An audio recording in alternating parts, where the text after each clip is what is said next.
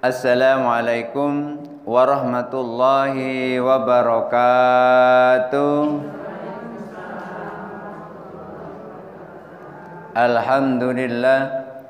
Alhamdulillahi nasta'inuhu wa nastaghfiruh wa na'udzu billahi min syururi anfusina wa min sayyiati a'malina.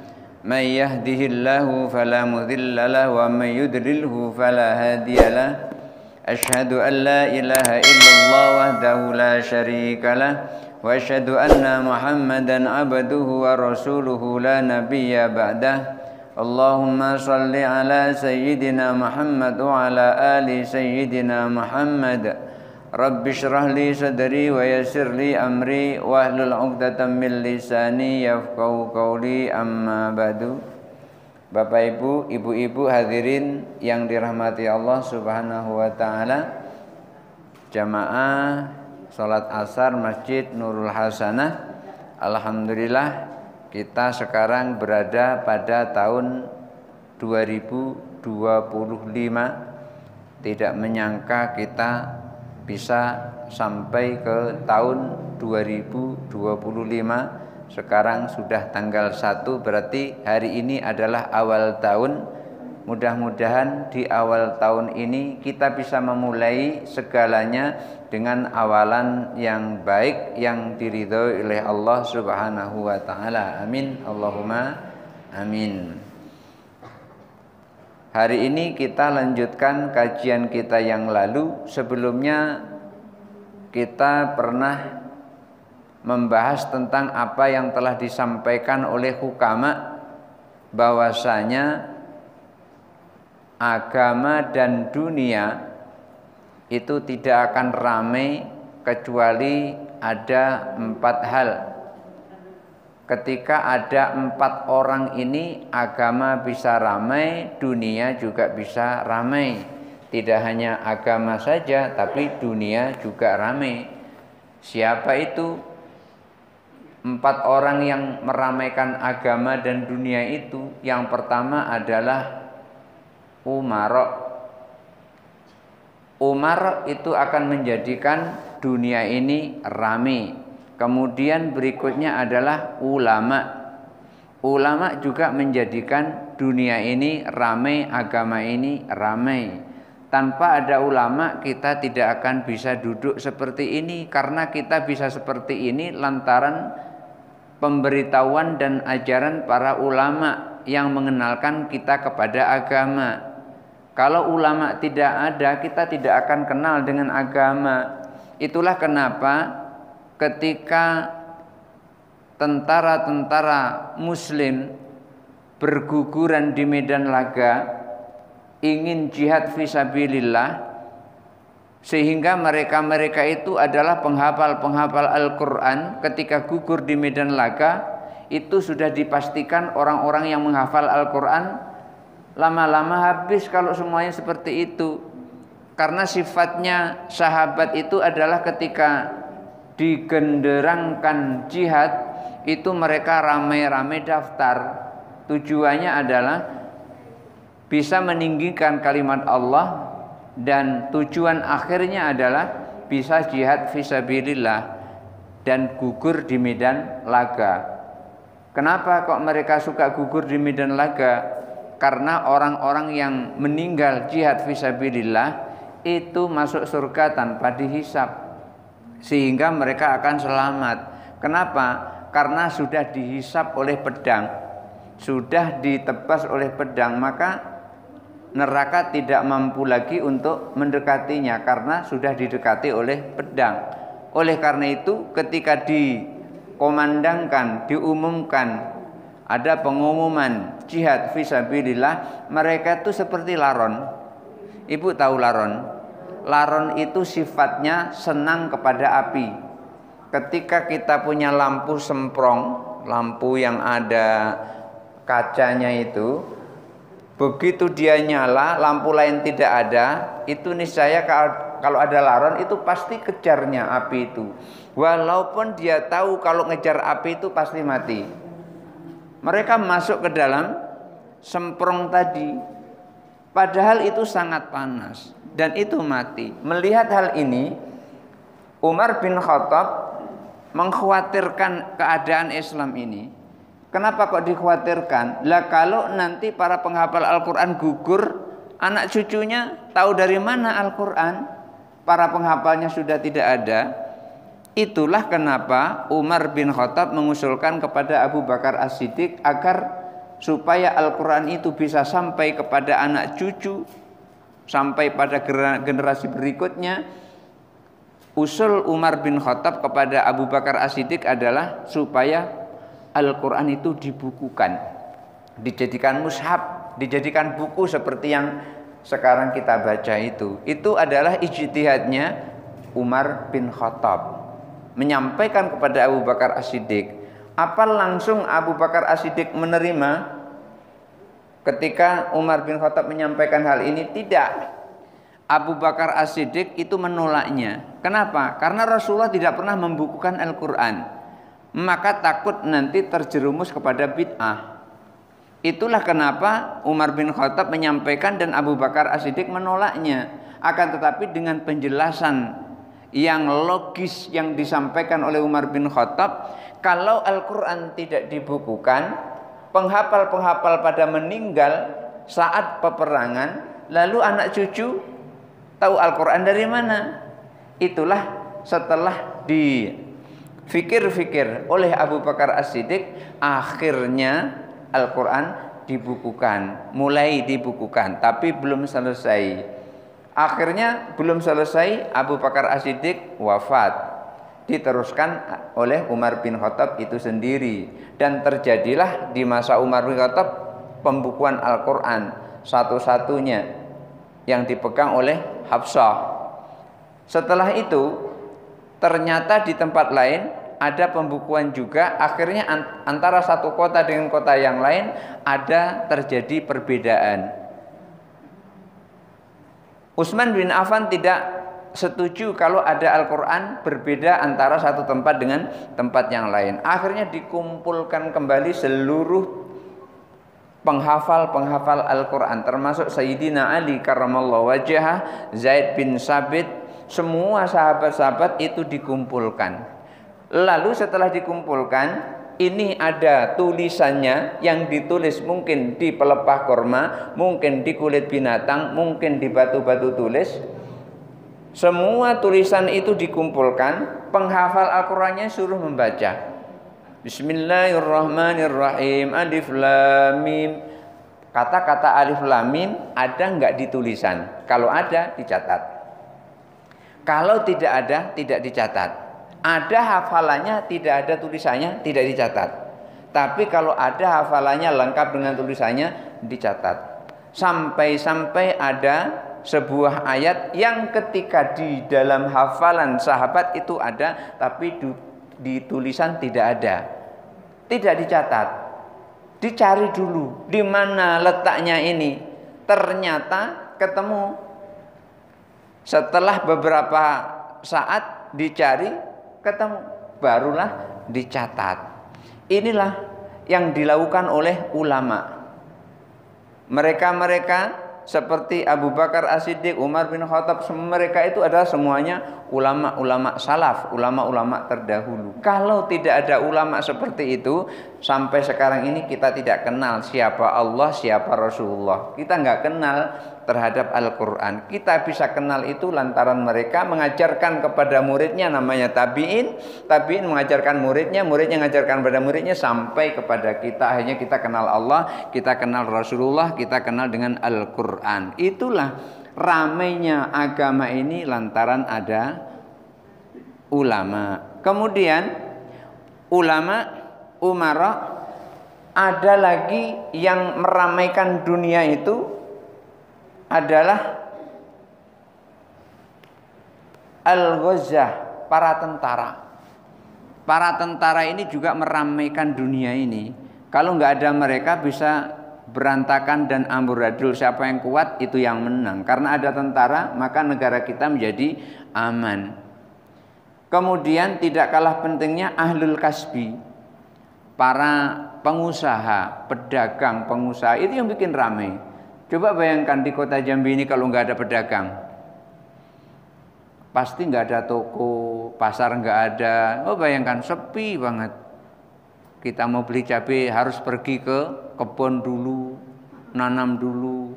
Ibu pernah nih yang hadir ini mau giling cabai harus nanam cabai dulu? Ada? Nggak ada kan? Mau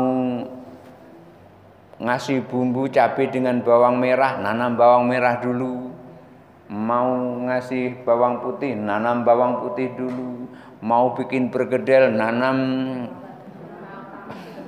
Nah, enggak ada kan? Itu ada lantaran ada pasar. Ada orang-orangnya, masing-masing Allah telah berikan keinginan. Ada yang suka menanam kentang, sehingga ibu-ibu kalau bikin bergedel itu gampang. Siapa di antara yang nanam kentang itu, yang suka nanam kentang, yang saya kenal namanya Pak Haji Hermawis, orang Kerinci. Beliau naik haji tahun 2012, saya pembimbingnya, lantaran kentangnya bukan main banyaknya, hektar-hektaran dia. Saya teringat dengan beliau lantaran setelah pulang dari haji beliau datang ke rumah. Ngapain? Dari jauh-jauh dari Kerinci menuju ke kota Jambi ini, mengucapkan terima kasih sudah dibimbing saat menunaikan ibadah haji. Karena waktu itu beliau sudah melakukan umroh, sudah tawaf, sudah sa'i, tetapi nggak mau ngelepas ihramnya. Kenapa? Karena katanya melanggar larangan ihram. Saya tanya, memang larangan ihram yang Bapak langgar apa? Itu ada ketua regu, tolong antarkan saya ke ketua regu, nanti saya bisa menjelaskan ke ketua regu. Akhirnya oleh ketua regu disampaikan, kami tadi ketika di Jeddah itu mandi pakai sabun wangi, sabun yang dicium baunya wangi. Ya rata-rata sabun baunya wangi, cuman wanginya satu dengan yang lain berbeda. Wanginya Lifebuoy berbeda dengan wanginya Giv. Wanginya Giv berbeda dengan wanginya sabun yang lain, sabun pepaya umpamanya. Tapi sifat sabun itu bukan untuk wangi-wangian. Sifat sabun itu untuk membersihkan badan. Oleh karena itu saya bilang sama beliau, jadi Pak Ketua Regu, Bapak dan kawan-kawan satu regu telah mandi dengan menggunakan sabun, itu tidak melanggar larangan ihram. Jadi Bapak sekarang sudah selesai ihramnya, sudah gunting rambut, sudah, karena gunting rambut itu menurut mazhab Syafi'i itu termasuk rukun. Jadi kalau belum gunting rambut itu belum tahallul namanya. Jadi tanda tahallul itu adalah gunting rambut. Itulah umroh. Ketika seseorang umroh, semuanya tadi dihalalkan. Pakai baju seperti ini boleh. Tapi begitu kita sudah labbaik Allahumma umratan, nggak boleh lagi laki-laki pakai baju seperti ini. Bajunya hanya kain dua, satu untuk badan, satu untuk kain sarung. Dan itu tidak boleh pakai jahit-jahitan, dan bahkan celana dalam pun nggak boleh. Itu saking ketatnya. Jadi nanti kalau ibu-ibu ini pergi umroh atau nanti pergi haji, pas ihram tanyai sang suami, ya celana dalamnya sudah dilepas belum? Tanya gitu. Siapa tahu masih nyangkut di situ. Kalau enggak ya dilepas. Karena menggunakan itu berarti melanggar aturan ihram. Melanggar aturan ihram berarti dia harus mengalirkan darah. Namanya membayar dam, menyembelih kambing. Nah, di sini setelah saya kasih tahu, kemudian terus dilepas semua. Kain ihramnya dilepas, pakai baju seperti biasa. Alhamdulillah katanya, aku bebas katanya. Kenapa? Karena ada mukimin yang ada di Mekah sana itu sudah menakut-nakuti dia. Pertama, umrohnya harus diulang kata dia, dan membayar 40 real untuk biaya pergi ke Mikot namanya Tanim. Padahal biaya dari Mekah ke Tanim itu cuma 2 real, diminta 40 real plus 350 real untuk nyembelih kambing. Berarti dia sudah saving 350 dengan 40, 390 real. Itu hampir 3 juta itu. Nah, jadi mereka merasa senang setelah saya kasih tahu seperti itu. Karena saya sebagai pembimbing, saya harus memberitahu itu seluruh jamaah yang saya bimbing. Dari Sarolangun itu ada 77, dari Tebo itu ada 155, dari Kerinci ada 143. Saya ingat karena saya membimbing satu persatu, namanya saya catat. Siapa belum tawaf, saya cari orangnya. Siapa belum sa'i, saya cari orangnya. Kapan ibu mau tawaf, kapan bapak mau tawaf, yuk saya kawani. Saya kawani di sana. Nah, kenapa? Karena saya ditugaskan pemerintah untuk menyempurnakan ibadah haji mereka. Maka walaupun itu berat, tapi ada senangnya. Senangnya apa? Ketika saya ngantar tawaf, saya bisa ikut tawaf walaupun saya tidak harus sa'i, karena tawaf itu sunnah. Setiap tawaf itu tidak harus diikuti dengan sa'i, tidak harus, kecuali kalau tawaf haji atau tawaf umroh itu harus dibarengi dengan sa'i. Tapi kalau hanya tawaf saja itu tidak harus dibarengi dengan sa'i. Karena apa? Di Mekah itu tidak ada namanya sholat tahiyatul masjid. Jadi ibu-ibu nanti jangan salah, ketika nanti pergi umroh sholat tahiyatul masjid, usolli sunnata tahiyatul masjid, enggak ada. Tidak ada sholat tahiyatul masjid di Masjidil Haram. Yang ada diganti dengan tawaf. Oleh karena itu kapan saja Bapak Ibu sholat di Masjidil Haram itu tidak ada waktu yang dilarang. Walaupun ada 5 waktu yang dilarang, kalau sudah di Masjidil Haram tidak ada waktu yang dilarang. Boleh tawaf kapan saja. Tidak boleh tawaf satu harus berhenti tawaf ketika muazin sudah mengumandangkan iqamah. Allahu Akbar, Allahu Akbar, asyhadu an la ilaha illallah. Itu enggak boleh lagi kita tawaf. Kita harus berhenti terus memposisikan diri siap untuk menunaikan ibadah sholat pada saat itu. Nah, ini ramainya dunia ini lantaran ada ahlul kasbi, ada pedagang. Tadi saya sempat membayangkan kalau di Jambi ini nggak ada pedagang, Masya Allah, ibu yakin mau masak repot, bener-bener repot. Mau giling cabai, nanam cabai dulu. Mau giling bawang merah, nanam bawang merah dulu. Mau giling bawang putih, nanam bawang putih dulu. Mau ngambil garam, ibu harus pergi ke laut dulu. Ngapa ambil laut? Ambil airnya kemudian dikeringkan jadi garam. Itu susahnya. Nah, kali ini saya ingin menyampaikan yang ahlul kasbi, pedagang. Di dalam kitab ini Syekh Abdul Qadir Jilani memaparkan dengan jelas tentang orang-orang yang ahlul kasbi, orang-orang yang suka berdagang. Jadi pedagang itu tidak boleh mengkhianati orang. Apakah ada pedagang mengkhianati orang? Kadang-kadang ada. Saya pernah mendengar berita viral dulu, bukan sekarang. Dulu berita viral di Pasar Angsoduo, di sebelah jembatan itu banyak orang jualan cabai. Beli cabai di situ ditimbang pas timbangannya, sekilo pas sekilo, sampai di rumah kurang semato. Ada pernah terjadi gitu? Nah kan berarti berita itu benar yang saya sampaikan ya. Belinya sekilo, ditimbang di situ kelihatan benar sekilo. Itu hebatnya pedagang cabai ini, bisa nyulap angka 1 kilo jadi 9 mato, 9 on. Nah, kalau ada pedagang yang seperti itu namanya pedagang khianat. Oleh karena itu, fa idza lam yakun fit tajiri thalathu, Fa'idza lam yakun fit tajiri thalatha khisalin, kalau seorang pedagang itu tidak memiliki 3 hal ini, iftaqara fid dunya wal akhirah, maka orang itu akan rugi dunia dan akhirat.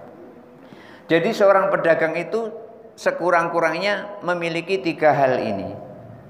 Karena kalau 3 hal ini tidak dimiliki oleh pedagang itu, dia rugi dunia, rugi akhirat, sia-sia saja berdagang. Kenapa? Seseorang ketika berdagang itu kan menjalankan perintah Allah kan.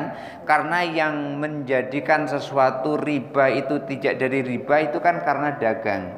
Innamal bai'u mislur riba, jual beli itu seperti riba. Wa ahalallahul bai'a, tetapi Allah menghalalkan jual beli. Wa harramar riba, dan mengharamkan riba. Nah, karena jual beli ini adalah diperintahkan oleh Allah, maka ketika seorang pedagang niat lillahi ta'ala ketika jual beli, terus memegang 3 hal ini, maka jual belinya bukan kelihatan seperti yang kita lihat. Orang di pasar, orang jual beli seakan-akan dia beramal dunia, tapi ketika lillahi ta'ala dia sesungguhnya beramal akhirat. Jadi ada amalan kelihatan amalan dunia, tapi di dalamnya isinya amalan akhirat. Kenapa? Karena niat. Dan bahkan sebaliknya, sepertinya amalan akhirat, tapi sesungguhnya di dalamnya adalah amalan dunia. Ini yang justru malah mengerikan yang seperti itu. Lebih baik amalan dunia kelihatannya, tapi di dalamnya adalah amalan akhirat. Oleh karena itu, seorang pedagang harus memiliki 3 hal ini. Yang pertama, awwaluha lisanun nakiyun. Yang pertama, seorang pedagang itu punya lisan. Lisan itu lidah, mulut untuk bicara. Lisanun nakiyun, lisan yang suci, lisan yang bersih. Bersih apa? Ansalasin, bersih dari 3 hal. Seorang pedagang mesti harus memiliki lisan yang bersih dari 3 hal. Bersih dari apa? Al-kadzibu, bohong. Ketika dikatanya, Bu, bagus cabenya ini Bu, kelihatannya iya bagus, tapi di dalamnya ada cabai busuk. Busuknya cabai ditutupi dengan cabai yang baru-baru, yang seger-seger di atas. Sehingga dia ketika ngambil itu, tangannya langsung plek begini. Jadi yang di bawah itu, yang busuk tadi terangkat, langsung ditaruh di sangke asoi, letaknya di paling bawah. Otomatis begitu dibuka tetap bagus. Sampai di rumah, loh kok di bawah busuk semua. Dulu pernah ada zaman Rasulullah SAW, Rasulullah itu sidak, pergi ke pasar sidak melihat, begitu ada orang jualan buah-buahan, di bawahnya busuk, di atasnya bagus. Di karung bagian atas bagus, tapi di bagian bawah busuk. Lalu Rasulullah sampaikan, kenapa yang busuk tidak ditaruh di atas, yang bagus di bawah. Jadi bagusnya kalau jualan itu yang busuk di atas, yang bagus di bawah. Jadi kelihatan busuk, jadi harganya murah gitu. Ini kenapa kok yang bagus di atas, supaya harganya mahal. Itu namanya al-kadzib, menipu. Pedagang tidak boleh melakukan seperti itu. Kalau dia melakukan seperti ini, maka dia termasuk yang rugi dunia, rugi akhirat. Walau omong kosong, ngomongnya itu tidak sesuai dengan faktanya. Ketika dia bilang ini bagus, ternyata tidak bagus. Itu namanya omong kosong. Wal khalfu, sumpah palsu. Ketika seorang pedagang sudah pintar sumpah palsu, sumpah tapi di dalamnya tidak seperti itu, jadi sumpahnya hanya bohong saja, maka pedagang itu akan rugi dunia, rugi akhirat. Oleh karena itu, yang pertama yang harus dimiliki oleh seorang pedagang, lisannya harus selamat dari 3 hal ini. Pertama, berdusta. Yang kedua, omong kosong. Yang ketiga, sumpah palsu. Ketika selamat dari 3 hal ini, dagangnya yang kelihatannya amal dunia, sesungguhnya dia adalah amal akhirat.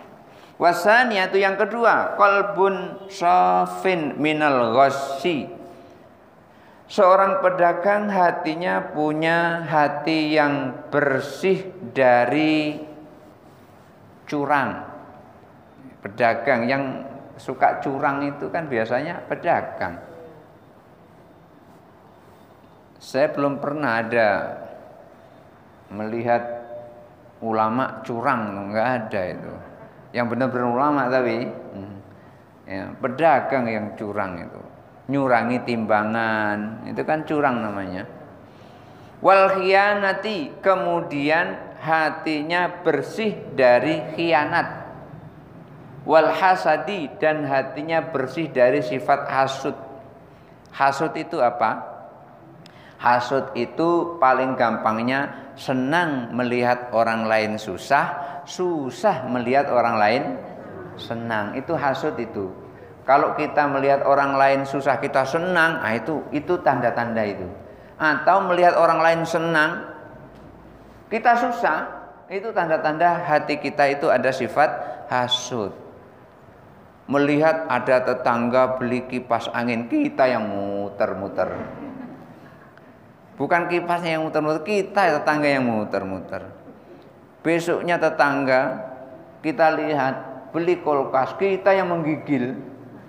Kulkasnya dingin jadi es, kita ikut menggigil.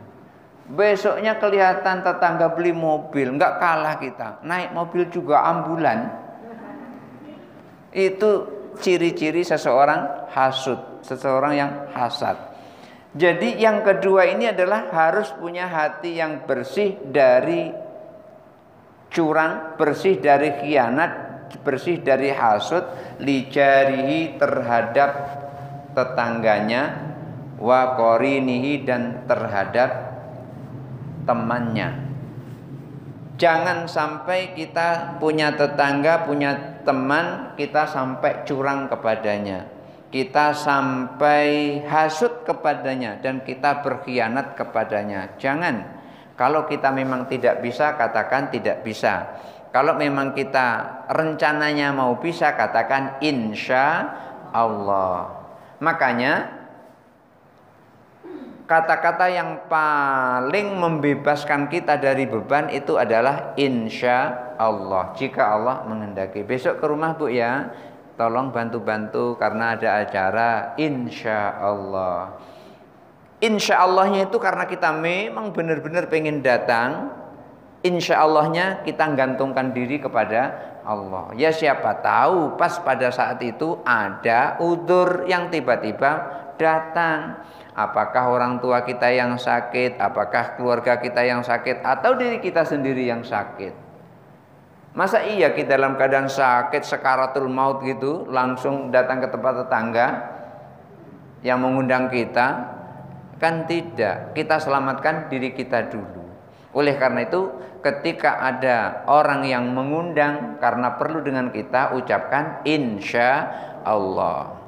Maka ketika saya diundang dengan ibu, ya insya Allah hadir tepat waktu. Ya siapa tahu pas di jalan macet, akhirnya tidak tepat waktu. Maka saya bilang tepat waktunya, maksudnya tepat waktunya datang. Waktunya datang ya datang gitu. Jadi nggak terikat oleh waktu. Jadi kita menggunakan insya Allah. Wasadis, dan yang ketiga, nafsun muhafadzatun li thalathi khisalin. Yang ketiga, jiwa yang terjaga dari 3 hal. Maka seorang itu akan selamat ketika dia punya jiwa yang terjaga dari 3 hal. Apa itu? Al-jama'atu wal jama'atu. Kesatuan dan persatuan.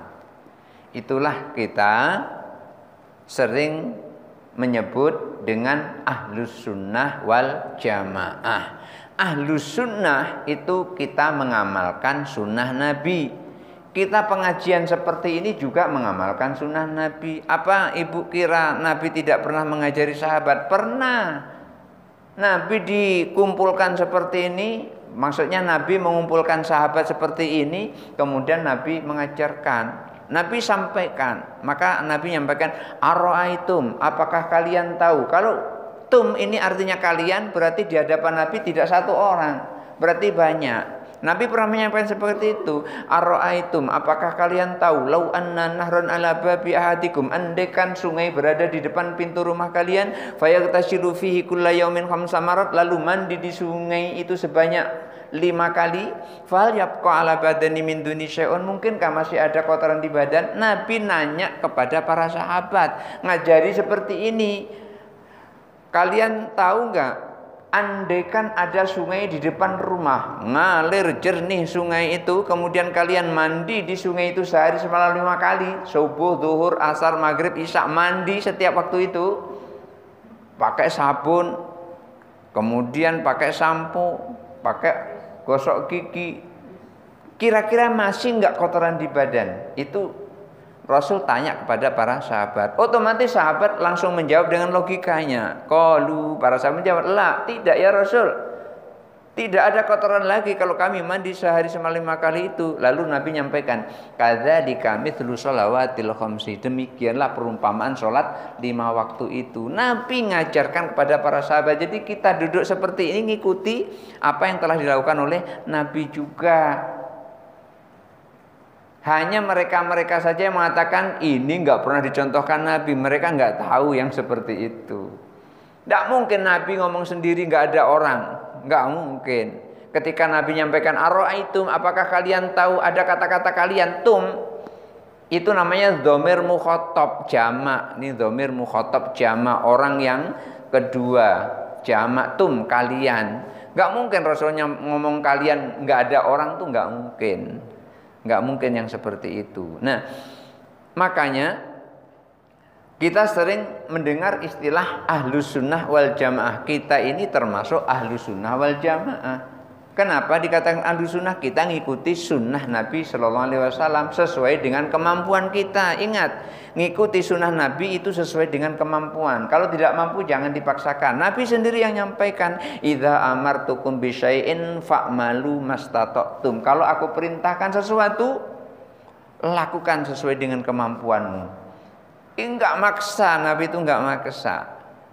Kita disuruh melakukan sesuai dengan kemampuan kita. Kalau kita enggak mampu, jangan dilakukan. Umpamanya ibu sakit, perutnya mules-mules, muter-muter di bulan Ramadan.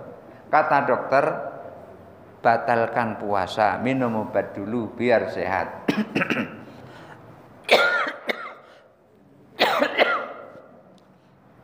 Kita artinya nggak mampu untuk puasa, tetap puasa, jangan puasa hari itu.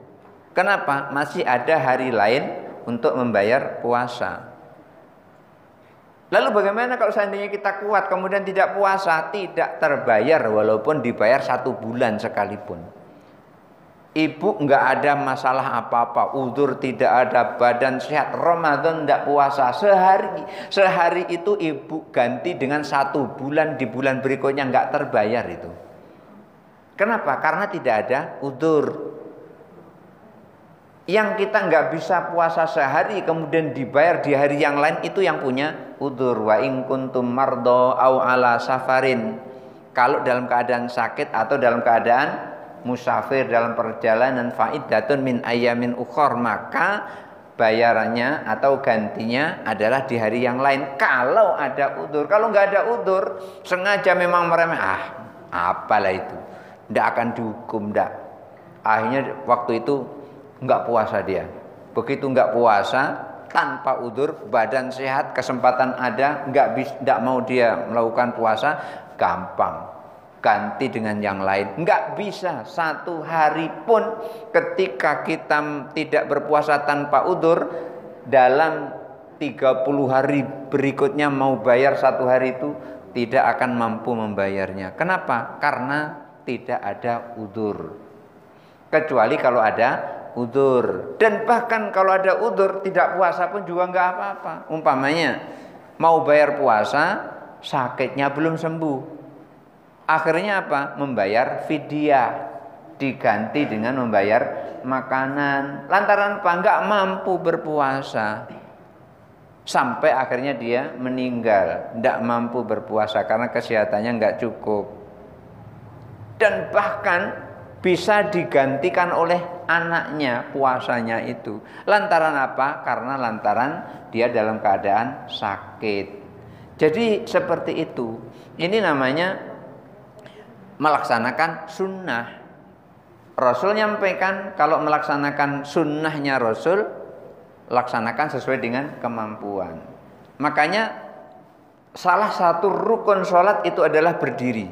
Ibu mampu berdiri terus tidak berdiri sholatnya, maka sholatnya tidak sah. Kalau mampu berdiri. Lain halnya kalau berdiri khawatir nanti malah terjatuh, itu nggak boleh berdiri, harus duduk. Maka kemampuan berdiri tidak ada.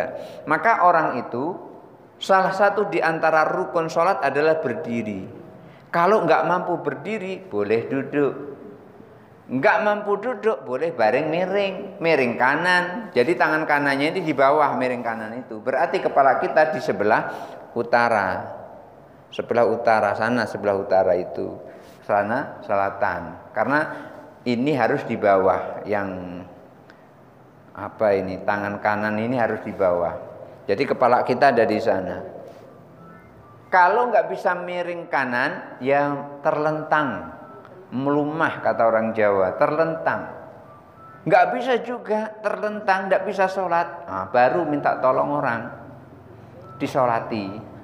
Itu udah terakhir itu. Iya, kalau masih bisa sholat sendiri nggak boleh disolati. Ada di sini ibu-ibu minta solati saya. Kalau ada yang minta saya sedia juga. Ya.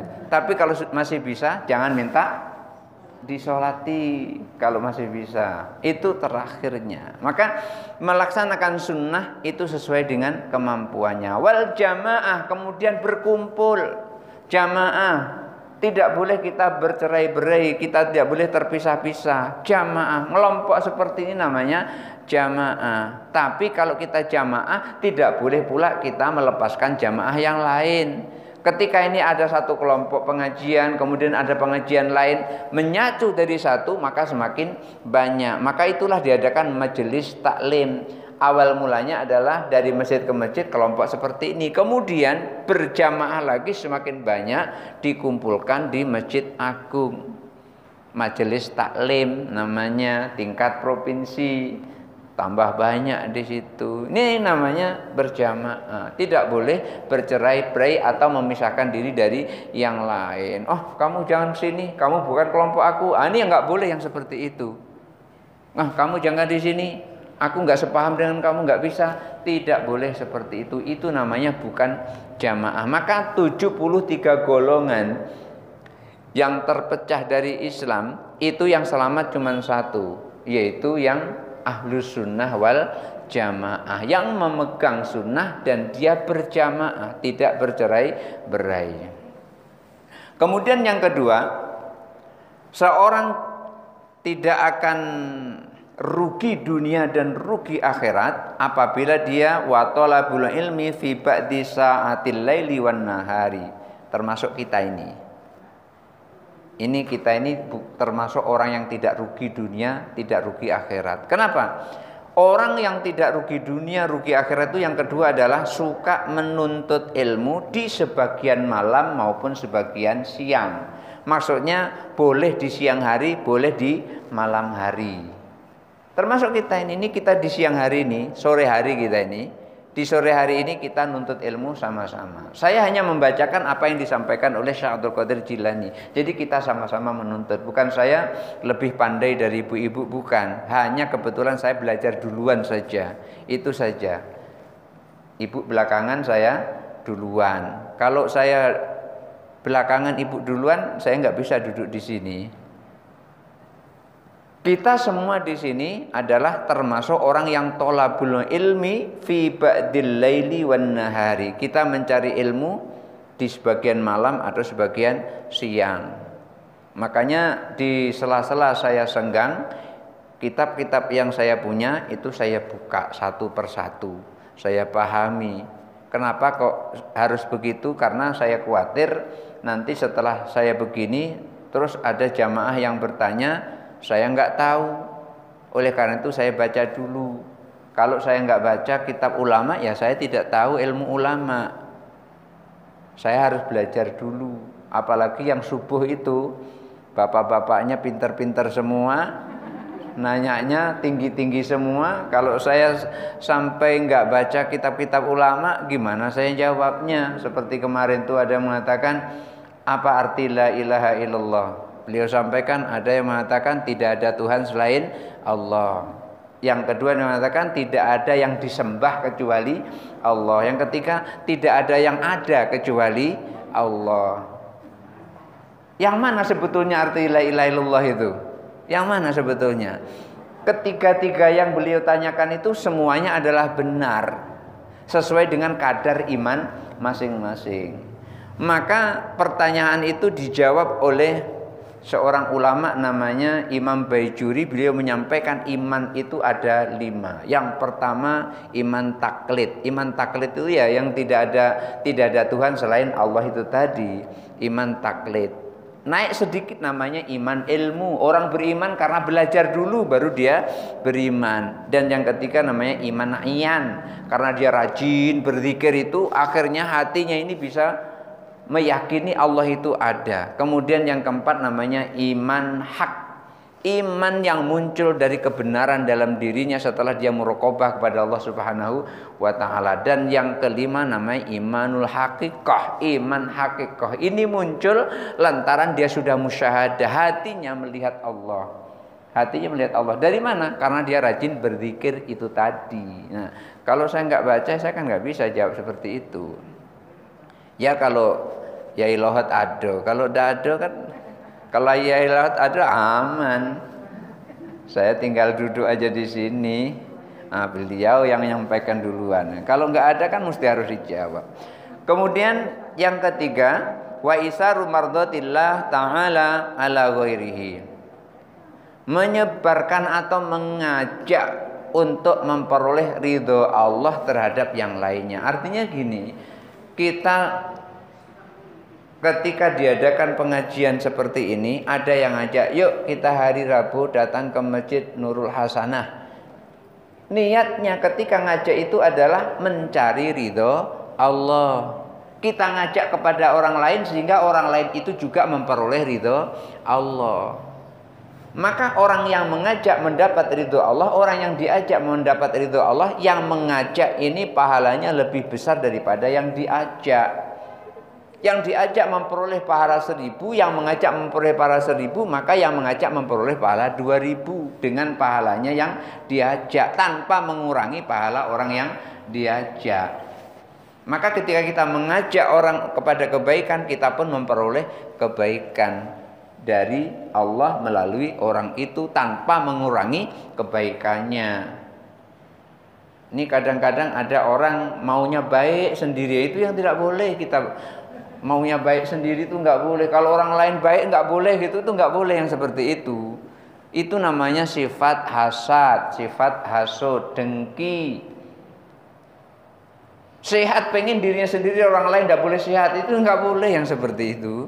Kita sehat, alhamdulillah orang lain sehat. Kita senang, alhamdulillah orang lain senang. Jangan kita senang, orang lain nggak boleh senang. Itu yang nggak boleh yang seperti itu. Berarti hatinya tidak bersih, hatinya tidak jernih yang seperti itu. Nah, inilah 3 yang disampaikan oleh Syekh Abdul Qadir Jilani, bahwasanya manusia itu akan rugi dunia dan rugi akhirat apabila dia tidak punya 3 hal ini. Yang pertama, lisanun nakiyun an salasin, al-kadzib wal-lag wal-khalq. Yang kedua, qalbun shafin minal ghassi wal khiyanati wal hasadi li jarihi wa qarinihi. Kemudian yang ketiga, nafsun muhafadzatun li thalathi hisalin.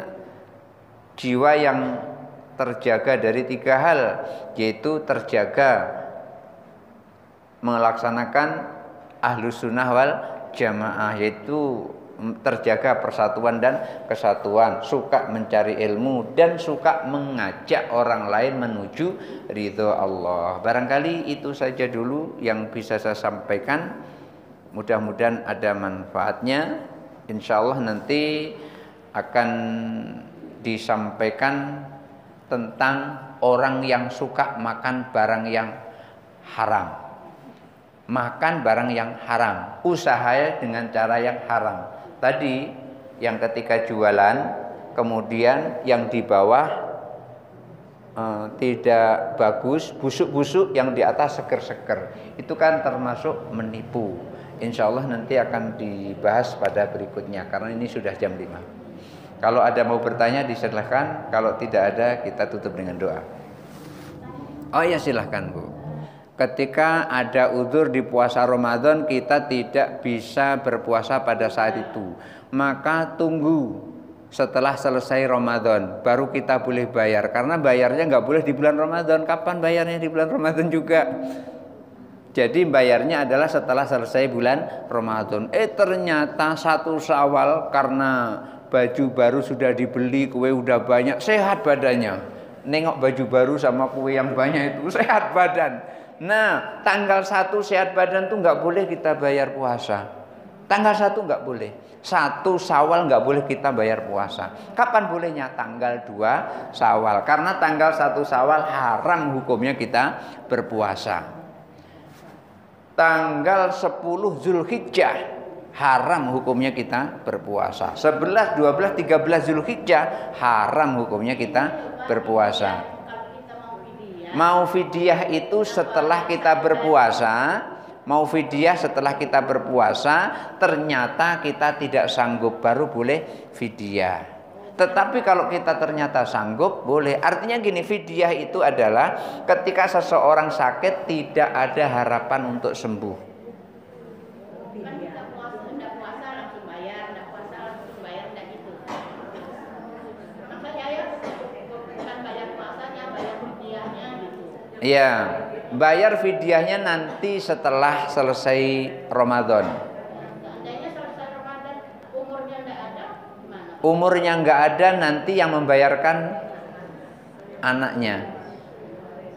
Nggak usah khawatir. Mudah-mudahan ibu panjang umur. Iya, nggak apa-apa. Iya, mudah-mudahan sehat. Jadi membayar fidyah itu adalah selesai bulan Ramadan, bukan di saat bulan Ramadan itu. Kecuali memang tidak ada harapan untuk sembuh. Tapi kalau masih ada harapan untuk sembuh, ketika sudah dipastikan oleh dokter, oh ini si fulan ini tinggal 7 hari umurnya. Nah, umpamanya gitu. Ketika dibilang tinggal 7 hari umurnya, saya yakin orang yang dibilang 7 hari itu sudah nggak ada harapan lagi untuk hidup. Umbu-umbunya sudah kedut-kedut itu. Itu saking takutnya. Makanya namanya kematian itu adalah rahasia Allah. Tidak ada seorang pun yang tahu tentang kematian. Tidak ada satupun. Ketika ada orang mengatakan umurnya 7 hari, itu hanya ramalan dia saja itu. Kita nggak boleh percaya, karena yang menentukan itu adalah Allah. Makanya kita bergantung kepada Allah. Soal fidyah tadi, nunggu selesai Ramadan, ternyata selesai Ramadan tidak sembuh juga, baru bayar fidyah. Ternyata setelah bayar fidyah sehat, puasa lagi. Berarti harus 2 ya, puasa dan fidyah. Iya, puasa dan fidyah.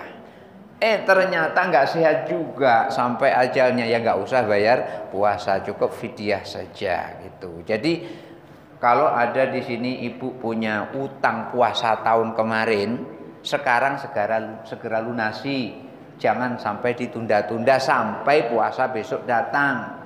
Kalau ibu puasa kemarin belum dibayar terus ditunda sampai setelah puasa berikutnya, maka tidak cukup membayar dengan puasa, tapi juga dibayar dengan denda. Nah, itu beratnya itu. Masih mending Allah memberikan kesempatan seperti itu. Coba kalau Allah itu seperti pegawai bank, langsung diangkat itu. Jaminannya langsung diangkat. Iya, langsung dimatikan gitu. Langsung diangkat. Tapi Allah Maha Pengasih lagi Maha Penyayang. Oleh karena itu, seorang yang hari ini tidak berpuasa, maksudnya tidak membayar puasa Ramadan kemarin, bayarnya setelah Ramadan berikutnya, maka yang harus dilakukan 2. Pertama, melaksanakan puasa.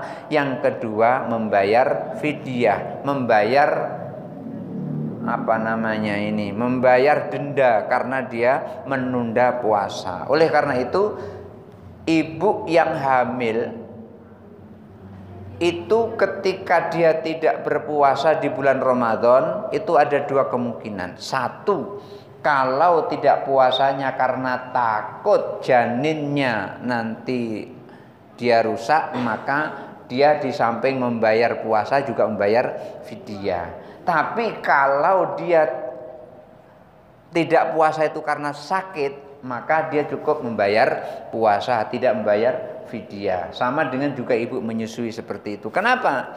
Karena yang ada adalah wa in kuntum mardho au ala safarin. Kalau sakit atau dalam keadaan perjalanan.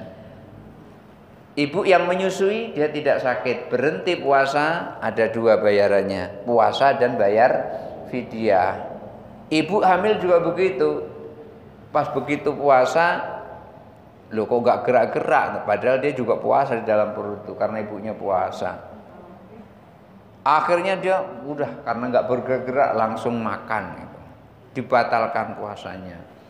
Begitu dibatalkan, maka nanti setelah Ramadan dia bayar puasa itu, berapa kali dia tidak berpuasa, kemudian setelah itu membayar fidyah sejumlah puasa yang telah dia bayar itu. 5 hari berarti 5 hari, 1 hari 1 mud, berarti 5 hari 5 mud. Nah, 1 mud itu berapa? Kurang lebih sekitar 0,6 kilogram. Jadi sehari membayar 0,6 atau lah kira-kira gitu, 6 on, kurang lebih sekitar itu. Mau digenapi 1 kilo juga nggak apa-apa. Jadi 5 hari berarti 5 kilo gitu. Kalau 0,6 5 hari berarti 3 kilo. Karena 0,6 kali 5 sama dengan 3. Jadi kira-kira gitu Bu, bayarnya setelah selesai puasa. Siapa tahu sehat, jadi nggak perlu bayar fidyah. Tapi kalau diharapkan tidak sehat, bayar fidyah. Setelah bayar fidyah sebulan kemudian sehat, bayar dengan puasa. Kita kan nggak ingat ini dari kecil sampai sekarang kan mungkin. Oh, udah ingat berapa jumlahnya gitu? Iya, Ya. Jadi kita niatkan setiap puasa Senin Kemis itu kita mengkodok. Oh gitu ya. Boleh yang seperti itu. Jadi gini, ketika kita pernah tidak berpuasa, kita harus ingat kira-kira umur berapa kita mulai balik. Oh, umur 14 tahun mulai balik. Terus kira-kira datang bulan, dalam 1 bulan itu berapa hari? Oh, rata-rata 7 hari. Nah gitu kan. Umur 14 tahun tidak berpuasa. 14, 15, 16, 17, 18, 19, 20. 6 tahun. 6 tahun ini kalau 1 tahun 7 berarti 6 kali 7. Berapa 6 kali 7? Berapa? 42. 6 kali 7 berarti 42. 42 kan 6 tahun. 6 tahun ini kita datang bulannya itu 7, tetapi kan kita tidak kita tidak puasa bukan hanya pas datang bulan. Memang enggak puasa nian, 1 bulan tuh enggak puasa. Contohnya istri saya lah kira-kira gitu. Dia enggak puasa karena memang enggak ada yang bimbing. Setelah nikah dengan saya tanya, mulai datang bulan kapan? Umur 14 tahun. Berarti 6 kali 3. Berapa itu 6 kali 3? 180 hari. Dia harus berpuasa selama 180 hari. Setelah 180 hari puasa, kemudian 180 kali 1 mud. Berarti 180 mud. Kemudian setelah diukur dan diuangkan, baru kita berikan kepada orang yang fakir atau orang yang miskin. Dan alhamdulillah sekarang sudah lunas. Jadi mulai nikah dengan saya langsung saya kasih tanda. Saya coret apa kalender itu. Ini sudah kebayar, ini sudah kebayar. Ya. Makanya sampai sekarang dia sudah terbiasa puasa karena dia punya hutang puasa 180 hari itu. Ya, terbiasa puasa. Maksudnya gini, ketika saya puasa, istri saya biasanya nggak mau tinggal itu, dia ikut puasa. Dulu saya pernah puasa, Daud sehari puasa, sehari tidak, sehari puasa, sehari tidak selama 1 tahun pernah. Waktu itu saya punya niat, dia ikut juga, nggak pernah tinggal dia, ikut juga. Kecuali pas lagi datang bulan saja dia tidak ikut. Setelah itu saya lihat kok badannya agak kurus gitu. Akhirnya saya berhenti puasa Daud. Karena kalau puasa Daud nanti badannya tambah kurus. Akhirnya saya puasa Senin sama Kamis saja. Jadi alhamdulillah sekarang badannya stabil karena puasa Senin Kamis dan membuat sehat. Yang tadinya nggak bisa ngopi bisa ngopi gitu. Karena ngopi itu kadang datangkan angin, maka Senin dan Kamis itu obatnya supaya kita bisa menikmati apa yang Allah berikan. Jadi seperti itu Ibu. Jadi jangan bingung-bingung, kita hitung saja kira-kira berapa. Nah, itulah kemudian terus kita bayar. Setelah kita bayar kita hitung berapa jumlah puasa yang kita tinggalkan. Bayar lagi dengan fidyah. 1 hari 1 mud 0,6 kilogram. terus nanti bisa diuangkan, bisa berbentuk beras, diberikan kepada tetangga yang kita anggap dia membutuhkan. Kira-kira gitu. Barangkali itu saja dulu. Cukup. Yang ada pertanyaan disimpan untuk pertemuan berikutnya. Ya, kita tutup dengan doa. A'udzu billahi minasyaitonir rajim. Bismillahirrahmanirrahim. Allahumma shalli ala sayyidina Muhammad wa ala ali sayyidina Muhammad wa sallim wa radhiyallahu ta'ala an sadatina Rasulillahi ajma'in. Allahumma ighfir lana dzunubana wa liwalidayna warhamna kama rabbayana shighara. Allahumma ij'alna mahbubina fi qulubil mu'minina wal mu'minat wal muslimina wal muslimat wa basyirna wa ballighna wa bil ghina ila miatin wa 20 sanatan wallahu khairun hafidza wa huwa arhamur rahimin. Allahumma qarribna ila man qarraba ilaika wa ba'idna wa sallimna minadh zalimina wal ba'idina minka rabbana dhallamna anfusana wa illam taghfir lana wa tarhamna lanakunanna minal khasirin. Rabbana atina fid dunya hasanah wa fil akhirati hasanah wa qina adzabannar. Wa sallallahu ala khairi khalqi Muhammadin sallallahu alaihi wasallam wa ala alihi washabihi ajmain. Subhana rabbika rabbil izzati amma yasifun wa salamun alal mursalin walhamdulillahi rabbil alamin. Barangkali itu saja dulu ibu-ibu, mudah-mudahan ada manfaatnya. Hadanallahu wa iyyakum ajmain wallahu muwaffiq ila aqwamit thoriq. Wassalamualaikum warahmatullahi wabarakatuh.